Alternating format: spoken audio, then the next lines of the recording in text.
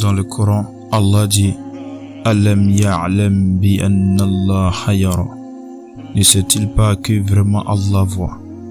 Dans d'autres versets, Allah emploie ces mots en disant je suis proche de vous, je suis à côté de vous, je vous vois. Allah dit wa nahnu aqrabu, en disant nous avons effectivement créé l'être humain et nous savons ce que son âme lui suggère et nous sommes plus proches de lui que sa veine jugulaire. Dans d'autres versets, Allah dit et que nous sommes plus proches de lui que vous, mais vous ne le voyez point. Ainsi, Allah nous parle sans cesse de sa présence permanente auprès de l'homme, pour que l'être humain réfléchisse plusieurs fois avant de poser ses actions. Parce que l'homme ne peut pas faire certaines choses lorsqu'il sait qu'on l'observe. Ainsi, l'homme sait qu'on l'observe, alors il fait très attention. Il contrôle ses faits et gestes. Il contrôle sa manière d'agir et sa manière de parler. C'est pour ça Dieu nous rappelle sans cesse qu'il nous observe, qu'il nous voit. Et même il nous informe qu'il a mis des anges pour nous observer et de prendre des notes de ce qu'on va faire et de ce qu'on va dire.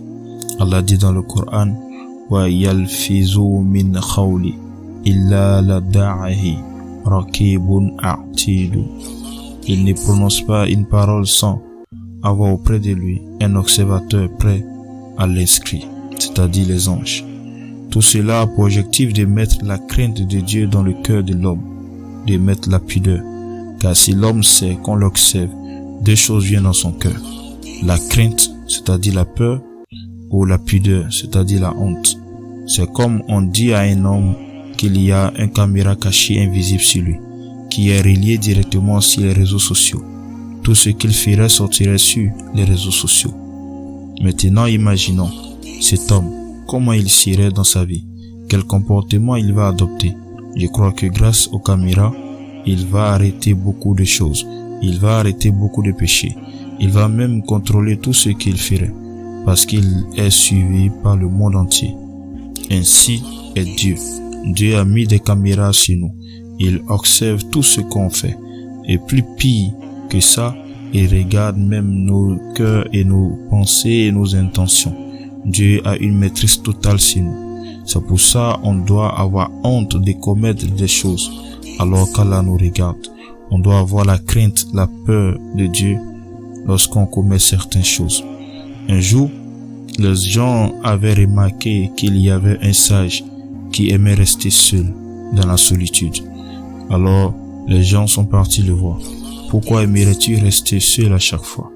À chaque fois on te voit seul. Le sage répondit, je ne suis pas seul. Les gens disent, mais il y a personne à côté de toi. On voit personne auprès de toi. Le sage dit, si, il y a. Alors, il dit, mais on voit personne.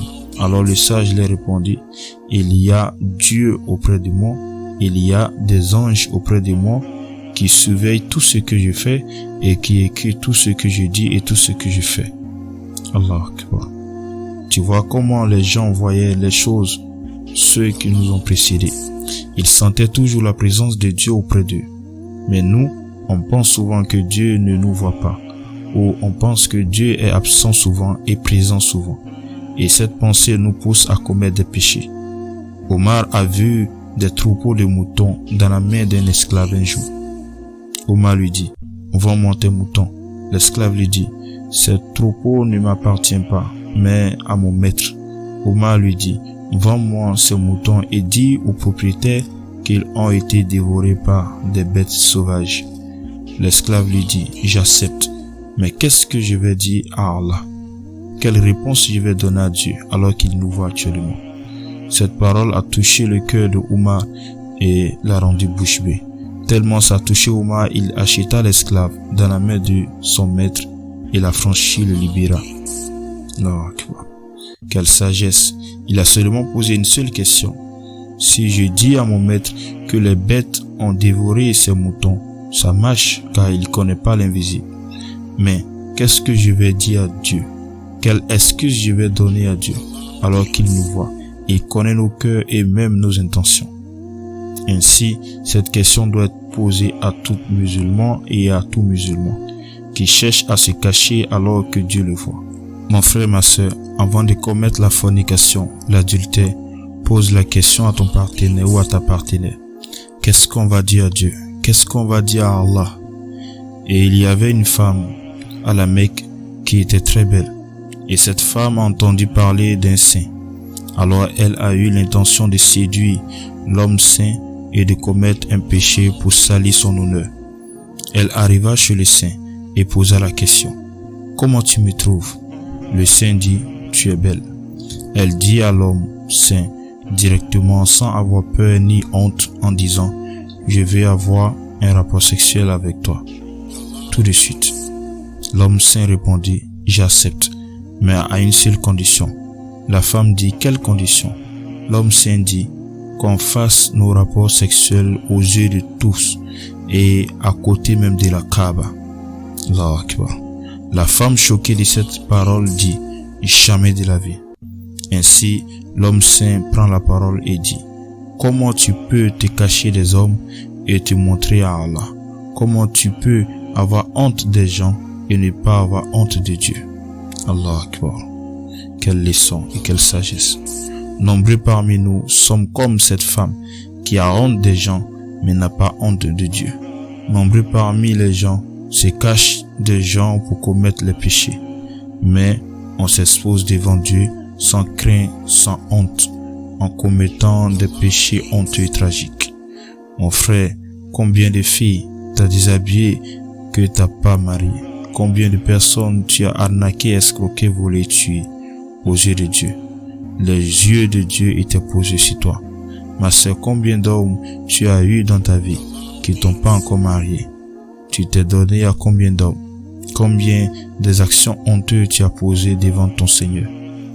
Mon frère, ma sœur, sache que Dieu t'observe chaque seconde, chaque jour et chaque instant. Dieu a ses yeux posés sur toi.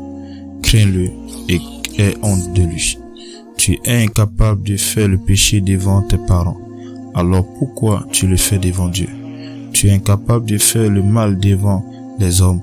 Alors pourquoi tu le fais devant celui-là qui t'a créé et a créé tes parents?